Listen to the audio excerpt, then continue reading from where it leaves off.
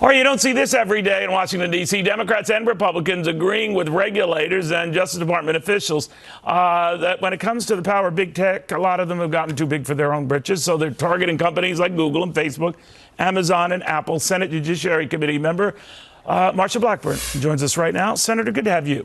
Good to be with you. Thank you. It is an odd confluence of events, right, Senator, where, a lot of Republicans, including yourself, are agreeing with a lot of Democrats that these guys need watching. But how far do you go?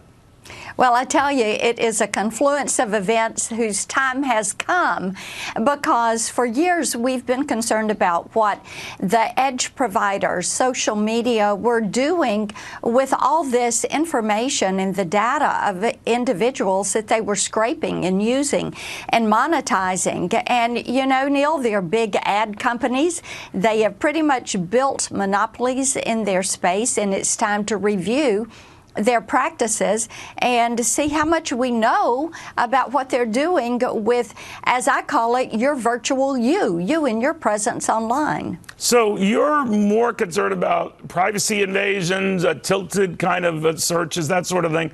Do you go as far as some of your Democratic colleagues, Senator, who argue I'm sorry, I'm not saying Microsoft, the last time we tried something like this, where they want to break it up. They just think that Google, Alphabet, it's gotten simply too big. What I do believe is it is time for us to do a deep dive, if you will, and look at these business practices and their structure, and then make a decision as to what we would recommend and what we would push forward to DOJ.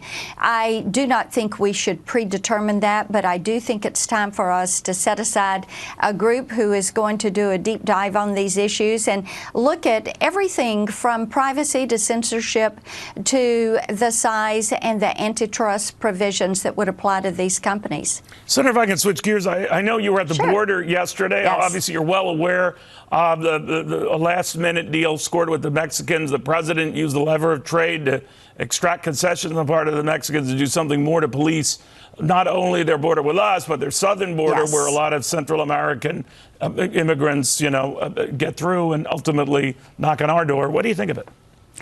This is a very positive step. I saw 12 illegal immigrants be apprehended within 30 minutes. I was there when a car loaded with drugs was pulled aside and they began to break that apart. Neil, here's the thing. When you look at this agreement, the fact that Mexico is going to put their National Guard throughout the country, but primarily on that southern border, and then again at the U.S.-Mexico border to stop this flow. The fact that people will stay in Mexico without coming into the U.S. to apply for asylum. People will tell you, a family from Honduras, the guy said, look, we found out from the media that we needed to come to the U.S. and that we could walk across the border. So he had a wife who was 6 months pregnant, 2 children, himself.